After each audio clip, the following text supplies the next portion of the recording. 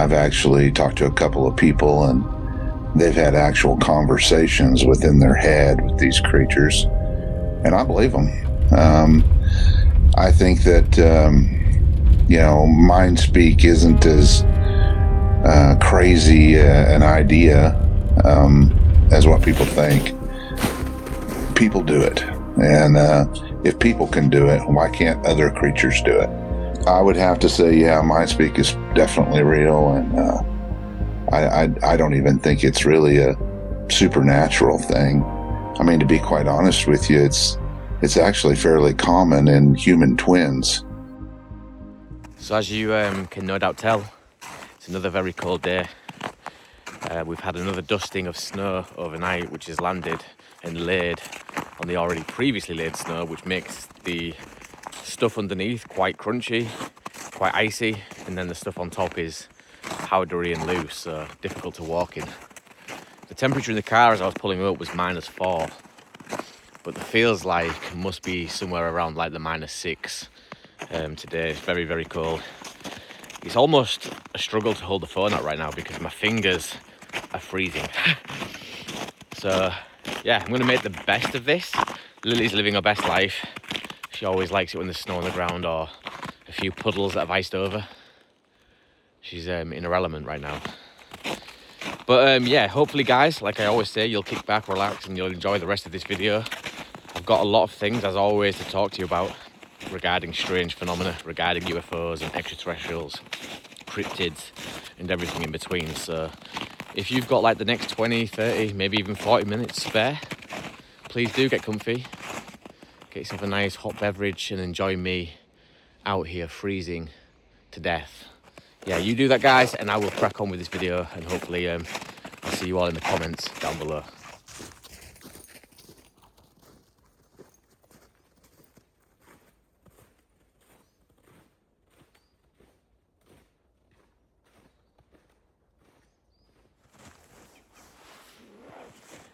Beautiful blue sky above me with very little cloud cover, so I've been looking up at the sky with good reason as well. You know, here in the UK, and I'm sure around the world as well, things seem to be ramping up. 2025, I'm hearing from different sources, is supposed to be the year where things really do start to crank up in terms of activity, in terms of contact regarding UFOs, cryptids, and maybe other things as well. But yeah, I'm looking up because this, where I am now, is an area where you would imagine to look up through the canopy and see something of an unknown nature flying across. But right now I've not seen anything. It's just beautiful blue sky, sorry. The sounds of the birds in the background, you can hear, no doubt. It's beautiful, absolutely beautiful. Also as well, just to mention, because the snow is quite thick, I'm guessing this is about maybe 6 inches of snow, 7 inches of snow here. It's going to be very easy to pick up any ground signs. So if anything has been walking around, or there is some large prints, and I'm not just talking cryptid, I'm talking big cat as well. You know, here in the UK we have a lot of big cat reports, and it's always been kind of a taboo subject whether or not big cats do live here in the UK. So yeah, if there is anything in these areas, then today would be a great day to find ground sign with all this snow.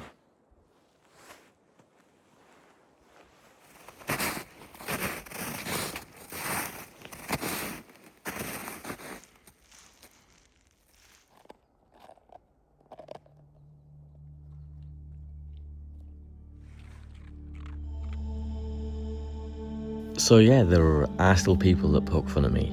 There's still people that try to make me feel embarrassed, I guess, about my passion and the videos that I make here on YouTube. But the ironic thing is usually it's those people trying to make me feel a certain way that seem to know the most about the videos and content that I create. So they're clearly tuning in, whether that be through jealousy, or maybe they are cringed by me. Maybe they do feel like it's embarrassing to talk about the subjects I do, but regardless of that, they're still tuning in and they're still watching. And I won't stop, you know, I'm not going to stop making this content or talking about these passions that I have, because that's who I am. That's what I do. And I think if you watch my content for any length of time, you'll soon realise that I'm actually a logical person.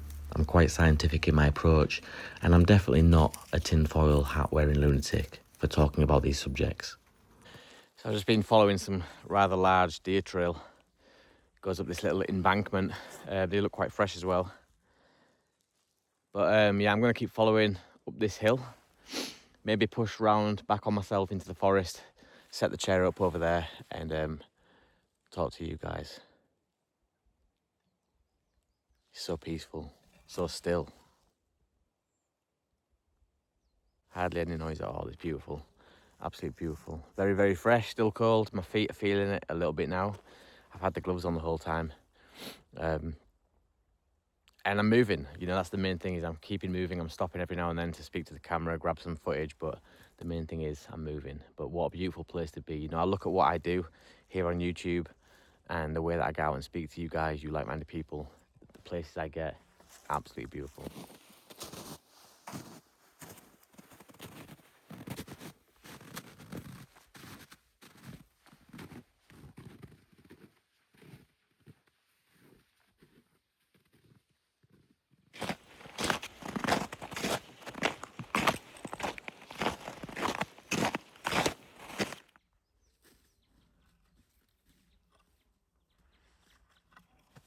Did you see how quick Lily just vanished then from the naked eye?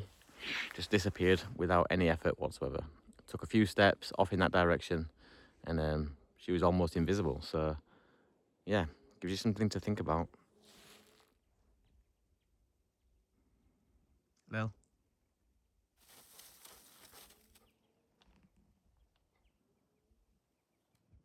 What is it, girl?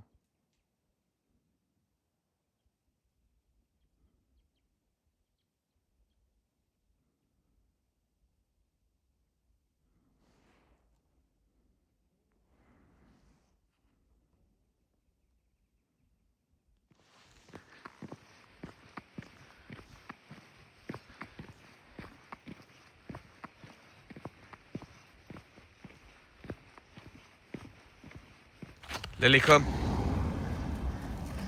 Sit. Good girl. Go.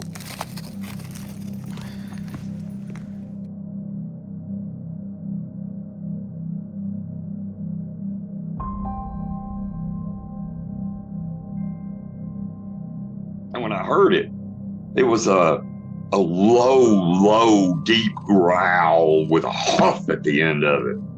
And I thought, oh, okay. Dad's just trying to scare me to teach me a lesson because I shouldn't have been left behind. And I turned around to laugh at him and be like, yeah, you got me, Dad. No, ha ha. But he wasn't there.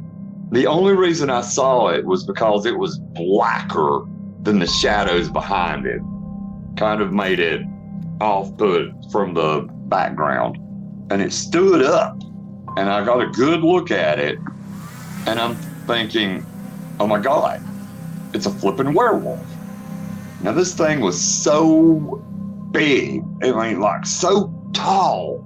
Its shoulders and neck were really broad, like it was wearing football gear or something, but the rest of the body was skinny and lean. I don't know how I unlocked my mind from the panic and terror that had just suddenly washed over me, but I've got my feet up from under me and I started running as hard as I could down the trail. I just dropped my towel and everything and just hauled it as hard as I could.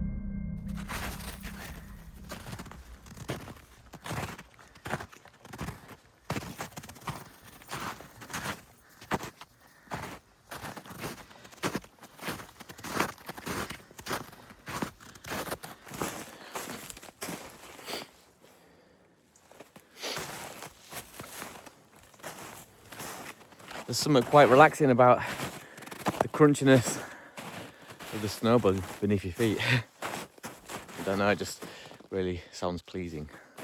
Satisfying is the word. Again, the minute you drop out of direct line from the sun, like where I am now, just coming through this little small valley, you notice a massive drop in temperature, and everything, again, like I've said, just turns to this horrible, cold, bluey colour where everything is in shadow. if you look across the horizon there behind me, the sun is hitting those treetops off in the distance, and it just looks so inviting, so warm, as opposed to where I am now. And it's just all those cold colours, those blues, those greys, and as I've said, the temperature as well noticeably drops, but I want to keep marching on. I think I've got about maybe another 200 metres to go before I hit the forest. And then, or if I can find like a high point, I'm just looking up ahead of me now, and Lily's she's been highlighted by the sun, so she looks really nice and warm where she is. She's found a bit of a hill, so I might go sit up there on the hill. But it's an eerie place, right? It's a real eerie place. I think it's there's a robin there. I think it's the silence of it all and having this snow on the floor. It just feels like I'm in the wilderness. Like, I obviously am in the wilderness, but you know what I mean. It feels like this doesn't belong to me. This is out of my comfort zone as a human. This area, this landscape belongs to the animals, the wilderness. Not us civilized human beings that have evolved to be soft over thousands of years.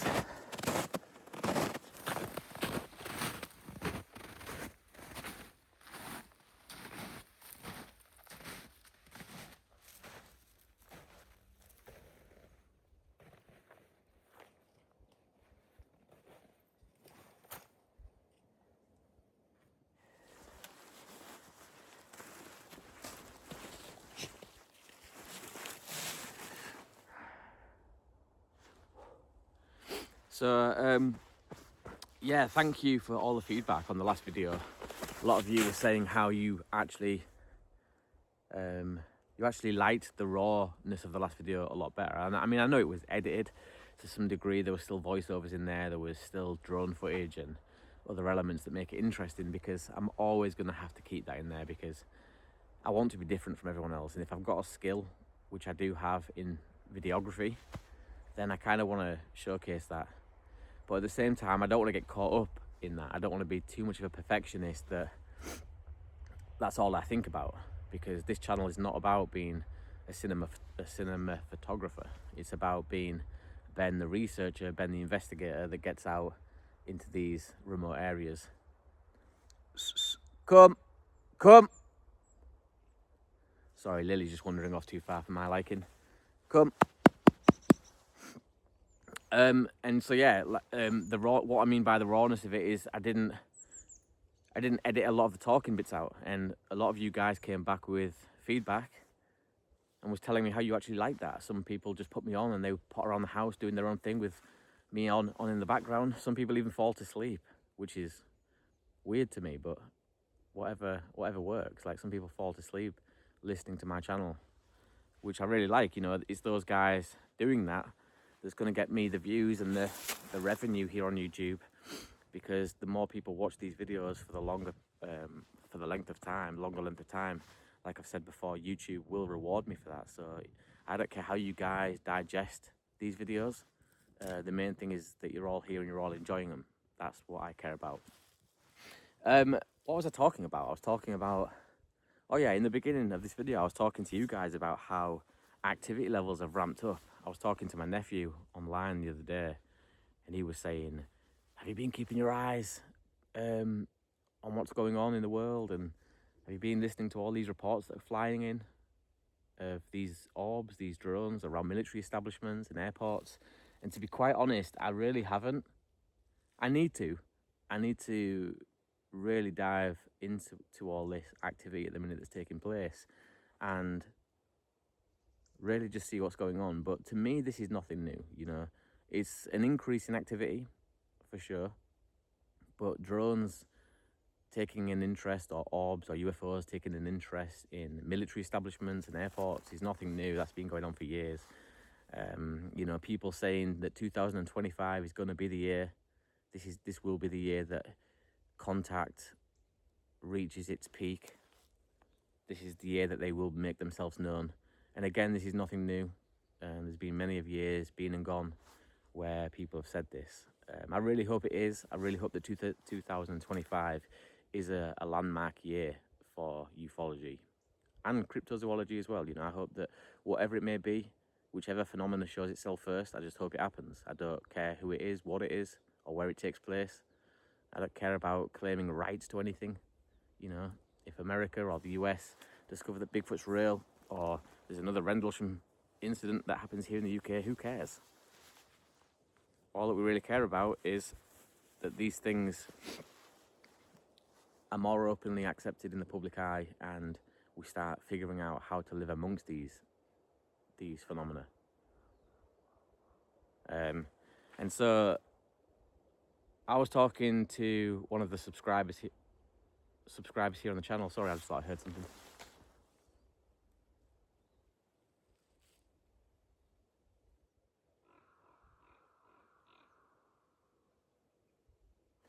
Yeah, another conversation I recently had was with a subscriber here on the channel, and we was talking about the intelligence of these creatures, whether it be dogmen or Bigfoot or even extraterrestrials. And I think with extraterrestrials, we can all agree that the scope of intelligence would be everything, anything, and all in between. You know, it's going to be the most intelligent things that we could ever imagine at this end, and the primitive side at this end, and then there's somewhere here, something in between here. So when we talk about extraterrestrials and the intelligence that they possess, they'll be more intelligent than humans, they'll be less intelligent than humans, and they'll be equally on par with humans in terms of intelligence. They'll be the whole scope. That's what I believe, because when we're talking about extraterrestrials as opposed to cryptids, I think that there are far many more species, different coloured skin, different shaped bodies. Maybe some of them aren't even physical. And for me, that's not too hard to imagine when we discuss extraterrestrials. However, if we start talking about Bigfoot, and Bigfoot's coming in red colour, Bigfoots that can fly, Bigfoots that, you know, when we start talking like that, that doesn't register in my brain. Like, my brain can't process that, because in my mind, I envision a Bigfoot being maybe a species of extraterrestrial, but I don't believe that within his species there are different versions, if that makes sense. Maybe not, maybe that doesn't make sense. But we was talking about intelligence, and I was saying I think for sure that Bigfoot, Sasquatch, are intelligent creatures, just as I think that if there is a dogman out there, I think that they'll be intelligent creatures as well. Because if we look at the Mount St. Helens case, which I spoke about only a few videos back, one thing we learned from that story was that during the day, one of the miners had taken a pop shot at a bipedal creature that he saw. And we don't know whether he killed that creature or whether it was just a warning shot. There's a lot of speculation around that, but one thing we do know is that hours passed, and then those creatures came back to attack the cabin where they were all staying later that night. Now, that is plotting. That is revenge. That is an emotion that is usually just tied to humans. Very few, if any at all, animals in the animal kingdom seek revenge. You know, they don't wait hours, they don't plot for their moment, and they don't seek revenge. They very much live in the moment. And once that moment's gone, it's kind of forgotten about. But with the Mount St. Helens case, I think that we can clearly say these creatures are intelligent because they're pre-thinking. They're thinking ahead of time as to what they're going to do later on that night when they put the cabin under siege. So that, to me, is a sign of intelligence. We could also say that with all the game cameras in the world, you know, hidden on trees, in bushes, in all the forests around the world as well. I mean, there must be billions of game cameras active right now, as I speak, right here, monitoring certain areas in certain national parks, on certain pieces of property, 24 hours a day, 365 days a year. And yet we've never really got definitive game cam footage of a Bigfoot or a Sasquatch, sorry, if you want to call it that. I'm just saying Sasquatch for the algorithm, guys, if it sounds weird. Or a dogman. Why is that? Is it because we're not putting game cameras in the right place? I don't believe that. I mean, statistically, you would assume someone somewhere has hit the jackpot in terms of location and hotspot for these creatures. But yet we still don't have that one piece of evidence that can rival the Patterson Gimlin footage, say. So in my mind, what I'm thinking is that these creatures are intelligent, and maybe they have a sixth sense. Who knows? Maybe they can sense the infrared from these cameras and they don't go anywhere near them.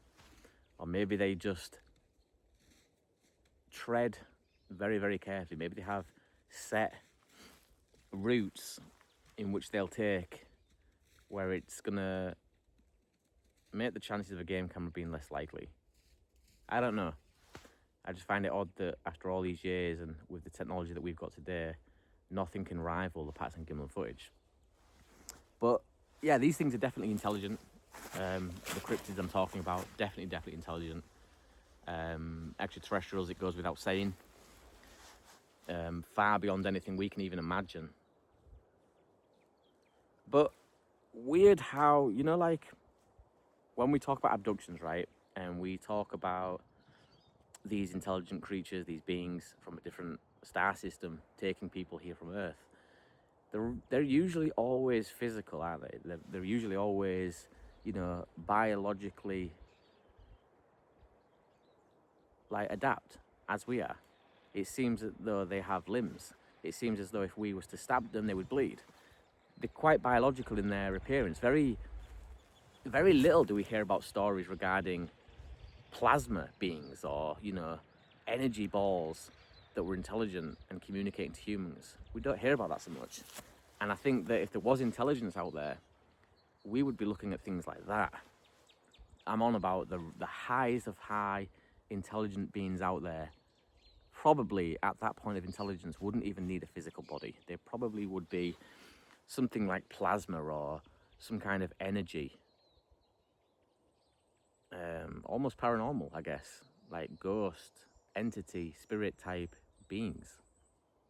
I don't think that they would use a physical body anymore at that level of intelligence. Because with heightened levels of intelligence usually comes millions of years of evolution as well. So although I'm saying that and I'm sat here as a human being with very little mileage on the clock in terms of evolution, and yet I'm one of the most intelligent creatures on this planet. So maybe I'm wrong. And that's what I love, though. I love being wrong. I love the fascination that I do question myself. I love the fact that I can sit here and challenge myself. I don't need anybody else to do that. I do it every single day. And sometimes I'll come back and say and contradict myself on things I've said earlier, but then the new contradiction that I've come up with will be more solid and more structurally sound in terms of evidence, in terms of credibility, logic, and I'll then attach myself to that theory that I've come up with, and I'll move forward until I do that again and again and again, and that's how it should be. So I'm just going to get up now, guys, and move off into the forest behind me just here, because my feet are getting a little bit cold. I'm not sure where Lily is. I'm sure she'll be close by. She never really ventures off too far. She'll be lied down somewhere. Not sure if you guys can see her on the camera. But yeah, I'm going to venture off into the forest. And if you can, guys, and if you're liking this content so far, please do remember, give this one a thumbs up at this point. Comment below, because I always love to hear what you guys are talking about. Even if it's amongst yourself, you know, I don't have to be part of the conversation always. It's just nice to read what's being said. And yeah, share it with like-minded friends and family, because that's a big one. We really, really want to grow the channel here, reach a bigger audience of like-minded people, and hopefully one day, fingers crossed, make this a full-time gig, like make this my full-time job, because it's where my passion lays. It's what I love to do. And if you want to support the channel, which I really would be grateful for, please do consider becoming a Patreon as well. There's many different tiers of becoming a Patreon. You don't have to pay a large amount of money to support the channel. Some people pay £1, $1. Some people pay 2, some people pay 10, 20, whatever you feel like you want to give in support of the channel, then please do, because it really does help. You know, I'm driving out to these locations. It costs a lot of money in fuel. I've then got to spend all the time editing it. And yeah, it's much appreciated, guys. It really, really is. So anything that you can do to help the channel, please, please do.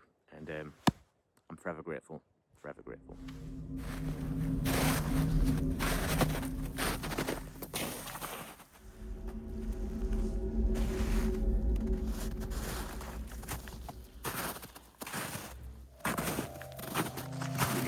people, these random people, and they call you and they tell you these stories, and and a lot of times they'll be like, well, I normally don't tell people this part, but there was this other thing, and after you get more and more people telling you the same basic thing, you're like, there's got to be something to that. And I think everybody, that hosts a show or does research or gathers stories, we all go through that. There's a learning experience, because when you start pooling the data, patterns start to emerge, and that's when it really gets interesting.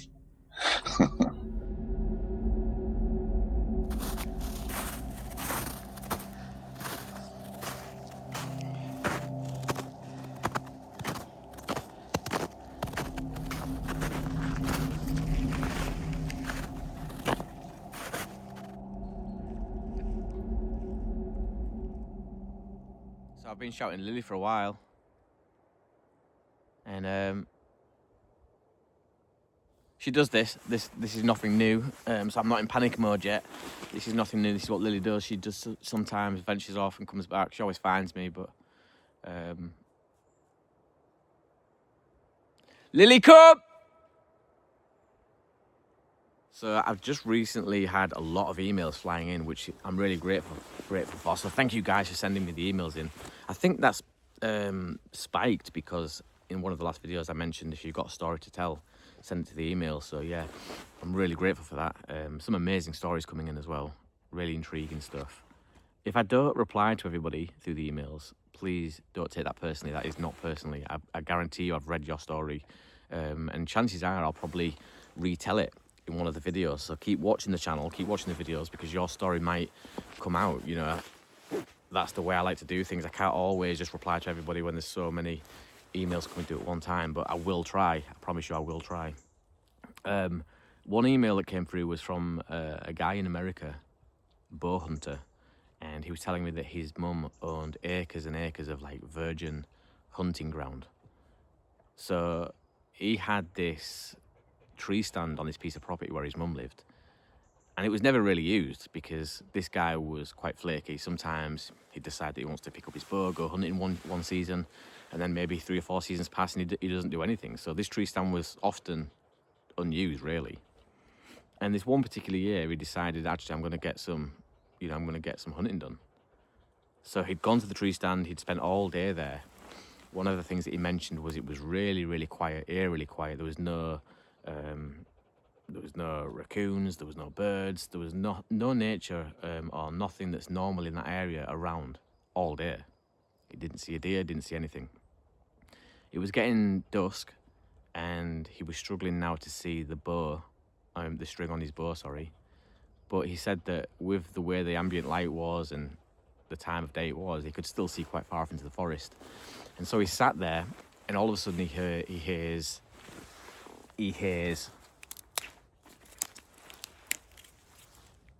twigs snapping, brush being pushed aside. And he's like, what the hell? Maybe something's coming through, maybe it's a deer. But it didn't have that four-legged cadence that a deer has when it's walking through the forest. Now, if you've ever heard a deer or any four-legged animal, it's a very distinct cadence when they walk. You can hear the four legs. Almost trotting is what the sound resembles. So he heard that noise coming through the forest and realised that actually this sounds like a person. It sounds like someone on 2 feet, which obviously grabbed his attention.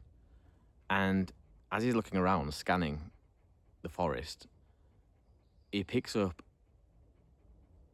a slender bipedal shadow standing in an opening, looking directly at the tree that he's sat up in. Now he feels like what he was describing in this email, and I hope I'm getting this right. If I'm not, please do forgive me. But what he said was that because this tree stand wasn't really used all year round, that creature, whatever it was, may have seen this tree stand regularly. It may have become a familiarized object within that forest to this creature. And at no point has it ever seen a human in there, so why would it have any reason to believe there is one in there this time? However, this time there was, and it took this creature by surprise. But he said this creature was like 6 or 7 foot tall. It had shoulders and arms like a man, came down to 2 feet, and on the top of these shoulders was the biggest wolf head you've ever seen. And on the top of the head was obviously the pointy, almost German Shepherd type ears, and it was just stood there, fixated on this tree, frozen to the spot. And I think it goes without saying that this hunter was also too frozen to the spot. Neither of them, it was almost like they'd just shocked each other. He couldn't believe what he was seeing, and this creature now had assessed that something is off. Something is out of place. And all of a sudden, there was a disturbance off to his left, and this was a deer this time. A deer had come into the area, obviously seen this creature stood there and bolted. Now there's chaos going through the forest, trees like being pushed aside, like little saplings being pushed aside, long grass being pushed down, and this deer, obviously on seeing this creature stood there, bolted. When he turned back to see where the creature was, this Dogman type bipedal being, it had gone. It had gone. So that is a very creepy and personal experience for someone to have. But I don't think he'll be going back to that tree stand anytime soon. But that happens, you know, that happens, and that has happened to me. Not with a Dogman, obviously, but just in nature in general. Like, there's been times where I've sat still, and not purposely trying to do this, not purposely doing this with the intention of seeing wildlife. I've just been maybe playing on my phone against a tree while I'm in between filming shots, and out will step a really big deer, completely oblivious to me being there. And I see it before it sees me. And I have a good, 30 seconds to a minute of staring at this creature just doing its own thing, only a few meters away from me while I'm on my phone. And that happens. And then obviously they sense or they smell that something's not right. And you've obviously seen this yourselves, but they bolt up, they look at you, and they don't move, you don't move. These interactions like that do happen, but they are fascinating. And I assume that that's what happened with this Dogman type creature. It stepped out into this opening, which it will have done many times before. That would have been a first. That would have been a first for this creature. All wildlife or all animals living off the land usually stick to game trails, and if that's the case with Dogman, then he's done that walk before. And only on this occasion, there was something out of place, and it was a scared human almost soiling his pants up in a tree stand. Fascinating. When you hear stories like that, it makes you really question everything. Like, I've always been on the fence about Dogman. It seems like something you'd hear from a movie, like a Hollywood movie. It seems far-fetched. It seems like something from a comic book. It seems like something that a child would make up or invent, and yet we hear stories like that, and it makes you think, well, actually, these are seasoned professional hunters. These are people that are going out there, they know the land. Some of these people track game for a living, so they're that intimately in tune with the land. They can tell you when a branch has been snapped just recently, or how fresh a kill is, or how fresh, dung is on the floor. These people aren't idiots. And they are reporting things that seem like they're from a Hollywood movie. So, yeah, I've got to believe what these people are saying. I've got to believe that there is something out there that seems far-fetched, but somehow isn't. Because not everybody can be lying, and not everyone wants to lie. Not everyone wants the attention or fame of saying they've seen a Dogman. Like, that's a ridiculous thing to try and claim fame from. There's far less embarrassing, far less, I don't know. You guys know what I'm trying to say. There's far better ways of doing it than saying you've seen a Dogman. So I don't believe they are lying. I think they're telling the truth. But thank you for all the stories, guys, is what I'm trying to say here at this point. Thank you for the stories, and keep them coming. Keep them coming, because I do like reading them. Like I said, if I don't reply, chances are they will be retold here on the channel as well. So, yeah, I'm going to get up and move again. Feet are getting cold, and it's almost getting quite late on in the day now as well, and I'm starving. So I'm going to quickly make some more footage, talk to you guys some more. Hopefully you're liking the rawness of these videos once more. And, yeah, it's been a pleasure. Whew. Sure is cold. I was just thinking about if you remember a few videos back, guys, I asked you all to get in touch with me about anyone who's had a dream of them flying around their house, because there is definitely some connection. Hi, little Robin. Oh, he's a brave one. Literally landed on a branch right next to my head. He's listening. Let me see if I can show you him. Oh, there's two. There's two of them. Anyway, yeah, there's definitely a connection to the abduction phenomena and this weird dream where you're flying around your house. I started to notice a pattern maybe about a year ago now. It started off with one person emailing these weird dreams, and they don't have to be reoccurring dreams. They can just be a one-off dream of you flying around your house. But then after that, you may notice other things. There may be some marks on your skin. You may have missing time. You may have other memories that follow that just don't make sense and seem like genuine, real-life, real-time memories. So yeah, just to confirm this pattern that was forming, after I'd asked you guys to get in touch with me, many people did. Many people got in touch and said, actually, now you've mentioned it, Ben, when I was a kid, I did have this weird dream of me flying down the stairs, or I had this dream of me flying from my bed, out of the house, up through the roof. There's all different variations of how this dream unfolds, but the main part of this dream is that you're flying around your house. Now, it's different to lucid dreaming. So some people might say, well, that's lucid dreaming. No, lucid dreaming is where you control what you do. Like in a lucid dream, you take charge of your dream and you can dictate what happens next. You can say, I want to fly higher, I want to fly into the next room. And with this dream that I'm talking about, it's just a random dream of you flying around your house. You may have had this when you was a child, you may have had this as an adult. It doesn't really seem to show any signs of a pattern regarding the age. It's just that people who've had that dream also mention other disturbing aspects that strongly tie in with the abduction phenomena. And so that's really helped me. All you people that got in touch, all you people that went through your details of that dream with me, thank you so much.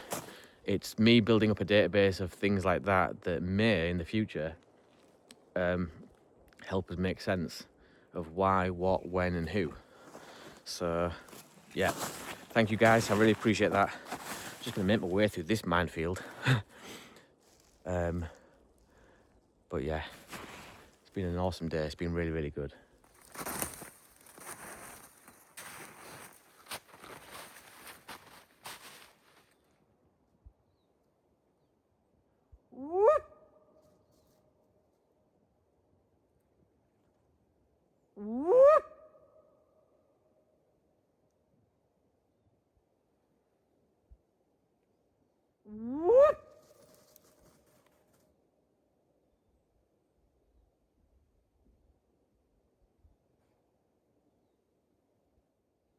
Hello!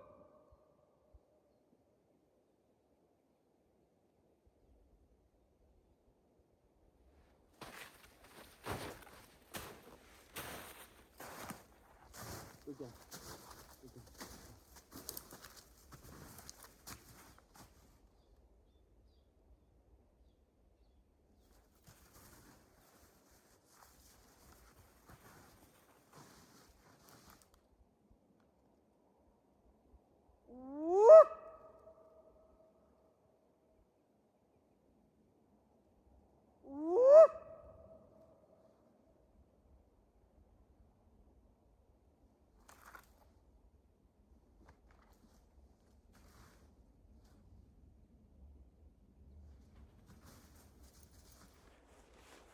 That was quite interesting. I've been shouting hello all day just to hear that echo because it's quite cool. Lily's not really responded to any of that. But the minute I started playing around with those whoops, she seemed really on high alert. Like her ears had gone up. She was noticeably different in her posture. And she was looking around, almost confused. Maybe she was confused. Maybe she's never heard that noise before and that's what made her think, what the hell is going on? Or maybe she knows that that noise is a noise to be feared out here in nature. Because there are many people who've had dealings or running-ins with cryptids, Bigfoot. There's many recordings of them making these whooping type sounds. And yeah, that's why I did that. That's why I was giving that a go. It was quite fun. It's quite fun to do that. But I just really am quite surprised at how Lily responded.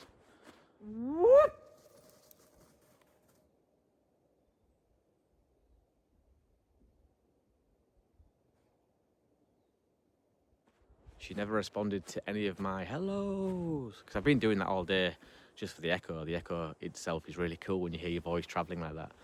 So she's not responded. But then whoops, she really did. I wonder if there's something to that, or if it's just, I don't know. I don't know.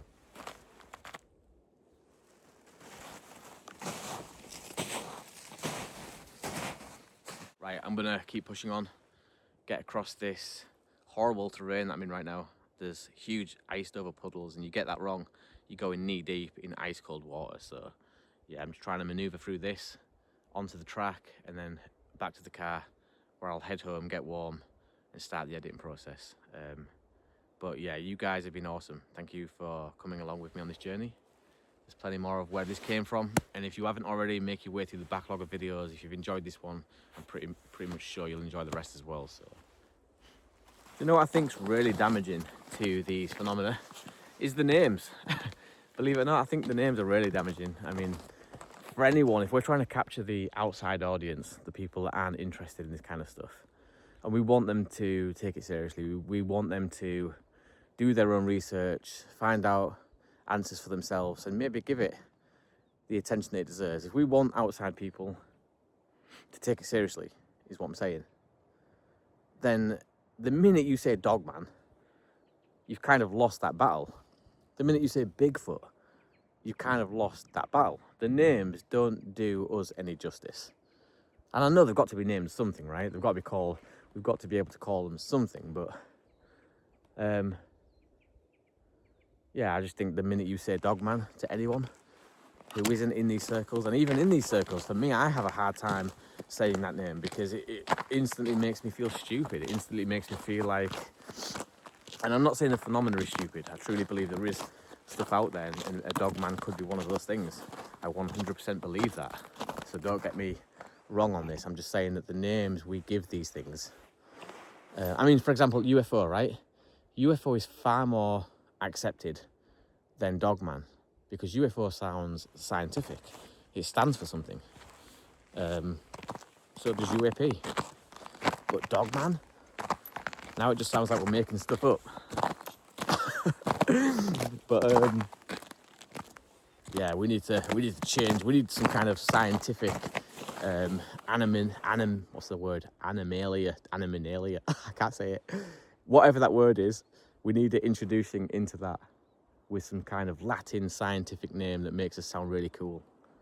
I don't think Dogman's going to cut it anymore. Or Bigfoot. It's almost like say what you see, right? So what about this creature? Well, it had a big print. So I'm assuming it had a big foot. All right, okay. Well, how about this? Hear me out.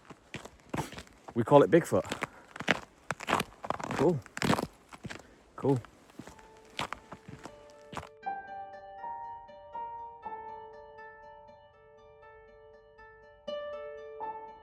The feeling of being creeped out while camping in the woods is a unique experience. It's not just about the fear or the unease, but for me, it's also about the thrill and excitement that I get from the sense of adventure. You see, I enjoy the sensation when all my senses become heightened. The rustling of the leaves, the hooting of the owls, and the crackling of the branches create an atmosphere that is both eerie, yet somehow magical. Yet despite the anxiety, there is still an overpowering sense of adventure and curiosity that keeps me going.